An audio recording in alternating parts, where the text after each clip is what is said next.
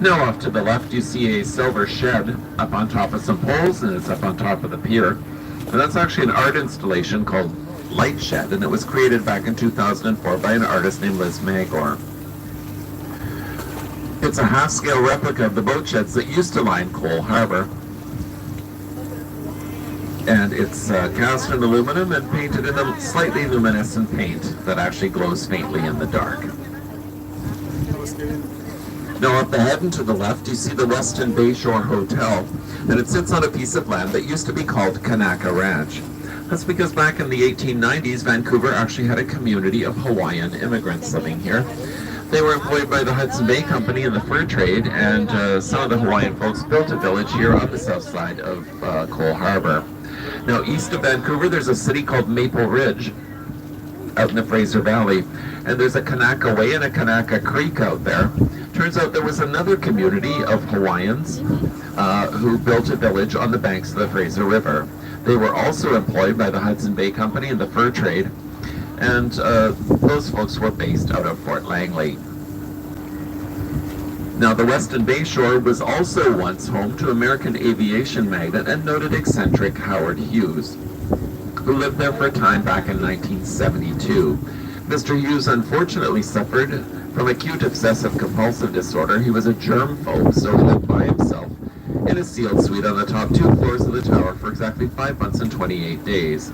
Now why that length of time? Because if he had stayed 5 months and 29 days, he would have had to pay Canadian taxes. So he promptly fled to Acapulco, Mexico, which was his last place of residence before his death.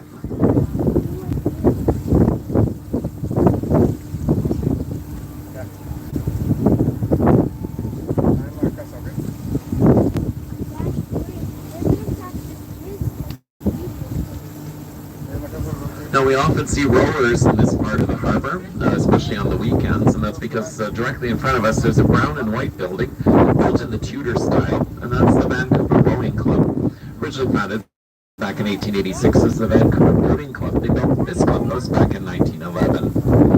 During the 1950s they had one of the strongest rowing teams in the world. They won gold at the 1954 Commonwealth Games that were held right here in Vancouver.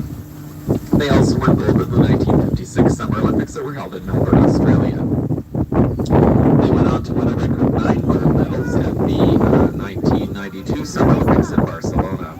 Now an interesting footnote to those 1954 Commonwealth Games here in the city, or British Empire Games as they were known at the time, that was actually the first time in competition that a human ran a 4-minute mile. That was a fellow from England named John Bannister, and there's actually a Roger Bannister, and there's actually a statue dedicated to him here in the city.